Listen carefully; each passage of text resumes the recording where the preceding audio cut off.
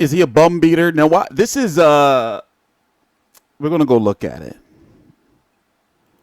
Hold on. Let's pull it up down here. Watch how we knock dude outside the ring. Bust his shit all up. We're gonna talk about, the narrative of Deontay Wilder, bum squad, the bum beater, right? That's what his naysayers call him. Let's go take a look and let's go, talk about his latest fights and the fights that maybe, there were better options. Let's go take a gander. I'm TstreeT Controversy. This is TstreeT Controversy Live. Please subscribe. Hold on 1 minute. Okay, we got to go full screen. We're going to be right back. Okay, well, let's look at this first. Let's go look at the the heavyweight landscape, and we're going to talk about it. All right? So, Deontay Wilder, the highly coveted WBC green belt heavyweight champion. Anthony Joshua, WBA, IBF, WBO unified. WBO super champion. WBA super world champion. IBF champion. You got Manuel Char and Frezo Quindo, who are fighting in September. You know why they're in the mix? They are in the mix because you have Gerald Miller and Dylan White, who are after that title. You have Kubrat Pulev, who's likely going to be taking on Hughie Fury to be the next mandatory for Anthony Joshua, okay? There's Alexander Povetkin right now. Some people were giving me shit about it, but Alexander Povetkin right now is the WBO mandatory as it is right now, August the 2nd, 2018. It's the 2nd, right? The 2nd. August the 2nd, 2018, 6:59 p.m. Eastern Standard Time. He is the WBA mandatory, and he's the WBO mandatory. After this, whoever wins between Povetkin and between Joshua, September the 22nd, on Sky Sport. This is bothering me. What is this? This is bothering me. Give me 1 minute. It's bothering me. Here, watch him whoop on this guy for a little bit more. I'll be right back. This was crazy right here. And this was common foes for him at that point in time, But okay, we're back. I think that fixed it. But we're going to talk about it. Let me stay on task. So the winner between Joshua versus Povetkin, September 22nd on the Zone here in the United States. It's going to be free, actually, because the first 30 days are free, especially if you sign up, when they first launch in September. And Sky Sports pay-per-view box office over in the UK. So the winner is not going to have a WBA or WBO mandatory until at earliest December of 2019, but it's looking like it might be 2020. So in regards to the IBF, since Kubrat Pulev was the mandatory, Carlos Takam stepped in. It looks like Kubrat Pulev, Hughie Fury will be getting a mandatory shot before anybody ranked in the WBA or the WBO. Now, of course, people are going to say, well, Anthony Joshua, Joe Big Baby Miller, and Dylan White are under the same banner, so they don't need to be put in a mandatory spot to get the shot. Yes, I understand that. But what I'm saying is that's kind of some big news right there, So that means Joshua can, in 18 months, you can get, in 18 months, you can get 4 fights in.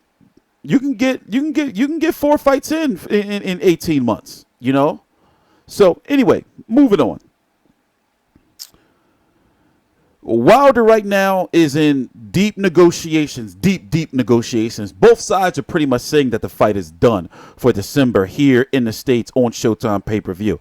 Trust me, we're doing everything to work our magic to make sure that we are going to be at that event. All right?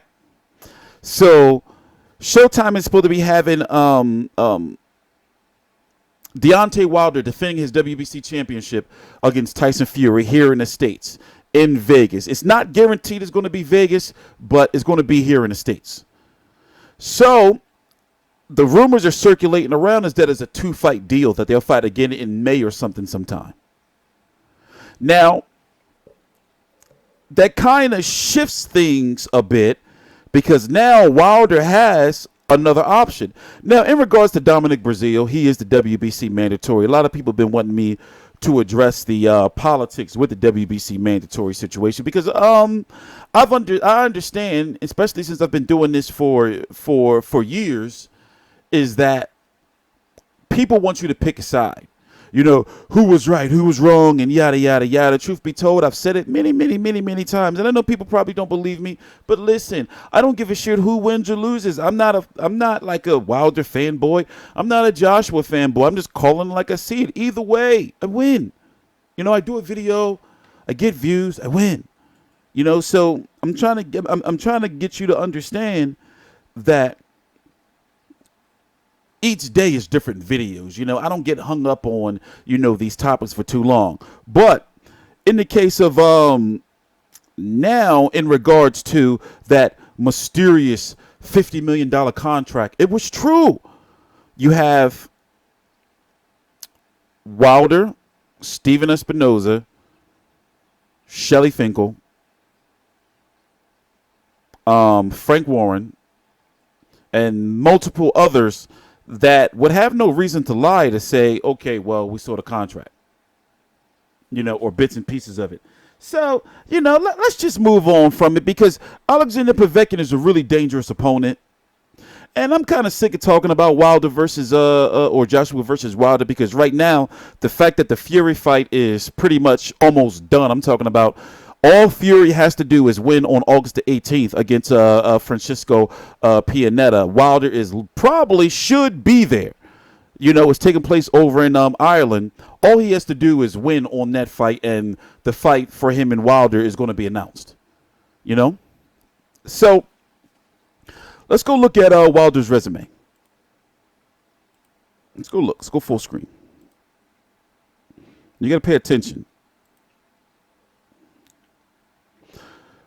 This Luis Ortiz fight was actually supposed to take place in November of 2017.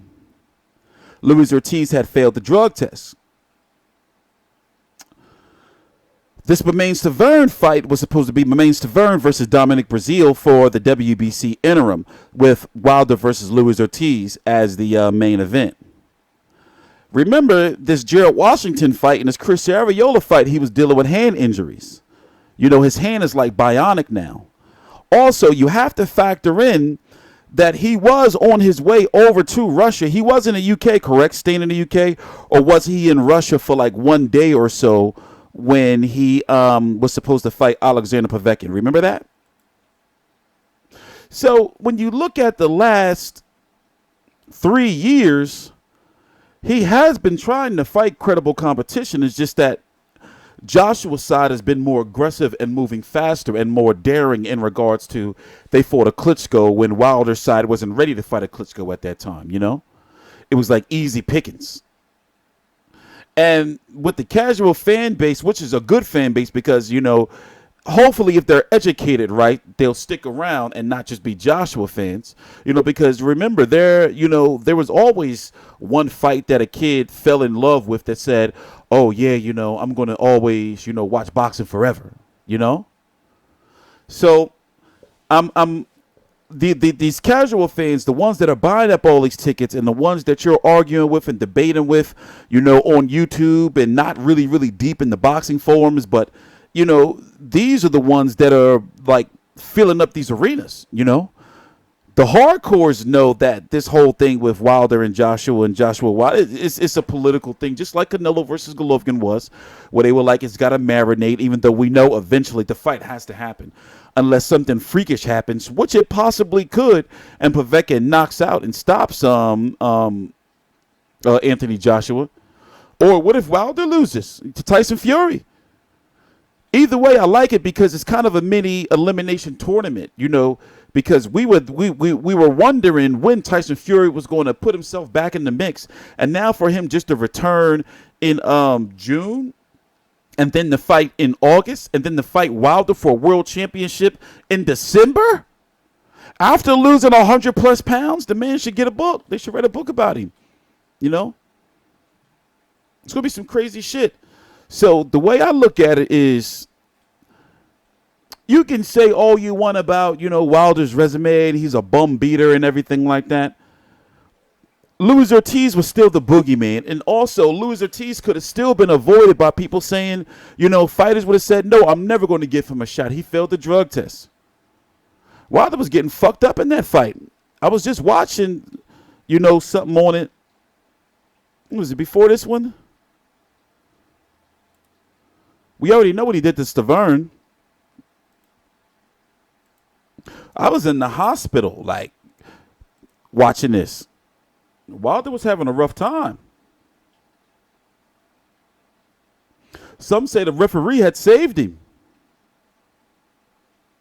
So, I guess, it's dependent on, to me, after really, really analyzing it, it seems as though there's UK fans that are, okay if Joshua never fights Wilder, And I have to think well, those are the casual fans, the hardcore fans understand how big this fight would be. And both of these fighters have their faults, I'm not going to sit here and say that, I believe Showtime side and Steven Espinoza and Shelley Finkel, they be fucking me. I don't be meaning to do that, man. I don't be meaning to do that. But, and Lou DiBella and all that, but looking at it, it's just if they really wanted this fight to happen, Joshua's side, they are the A side. It's no doubt about it. Joshua's side is the A side. It's no doubt about that. I'm not arguing that here. But if they really wanted that fight to happen, it could have happened, I think Tyson Fury can beat Deontay Wilder, especially if he decides to use his movement and he uses his range and doesn't pussyfoot around. If he decides to pull an Iris Lindy Lara, right, and in a fight where people are going to probably be like, man, I don't believe I paid for this shit, man, and it's boring and everything like that. But if he uses his pure boxing ability, I believe he can box circles around Anthony Joshua and Deontay Wilder, my personal opinion. However, the win for Wilder or the win for Fury is not going to be respected. The win for Wilder, people are going to say, oh, Tyson Fury just lost. He wasn't nowhere near ready to fight, However, if Tyson Fury was to beat Wilder, people don't be like, oh, Wilder finally stepped up and fought somebody that wasn't a 45-year-old, man. My bad. He loses. So,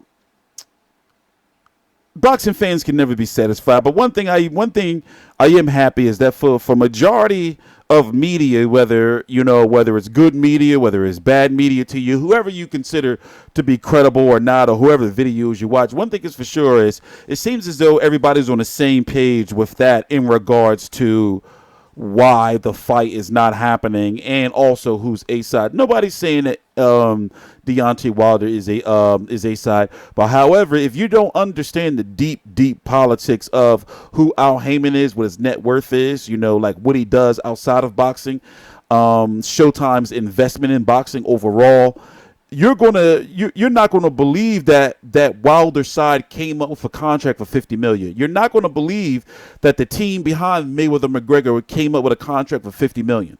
However, I completely understand why Joshua couldn't sign it. He couldn't sign it because that would be violating the terms of his agreement with Matchroom or whatever the case may be. And also, if he would have signed it, that would have flipped things and made Wilder A side over everything in regards to judges, referee, and all that. He would have signed the contract to be, promoted by them, basically by their side, to where Wilder's side, now they're like, you have to accept the flat rate. So, I mean, all that, contract mumbo jumbo, people don't really give a fuck about it. They just want to know when they're going to fight. if, let's say, for example, right? Let's say Wilder goes on to fight Tyson Fury. And then whatever happens with the first fight, they go on to fight again in May. Let's say Anthony Joshua beats Povetkin. Who does he fight in April that they can really, really sell 100,000 seats? I mean, yeah, you got Dylan White, but, you know, like Dylan, I mean, I know Dylan White is still a big fight over there, but still, you know, then you got to think towards September, you know, in the mandatories. I really haven't heard, even though, don't get me wrong, you know, people are going to say, well, Wilder's not selling 10,000, 15,000 tickets and all that shit. You know, I just don't see people really too, like, hype about this Povetkin fight. And I'm feeling this fight way more than the Takam fight, way more than the Joseph Parker fight. I mean, don't get me wrong, I was really feeling the Joseph Parker fight. But I really think that Povetkin, man, people sleeping on him. You know, and all this Joshua and Wilder and, you know, Tyson Fury talk, you know, it's kind of overshadowing, you know, the fact that that's a big-ass fight coming up. You know, Alexander Povetkin, he may be small, you know, in comparison, you know, but that's a big fight, man. Anyway, I'm TstreeT Controversy. This is TstreeT Controversy Live. I cover every single major fight live. All the links to my social media are right down below in the description box. I mean, you can say all you want about these, you know, these lower level, you know, bums or whatever you call them, but still, man, ain't no more easy fights no more. Ain't no more easy fights.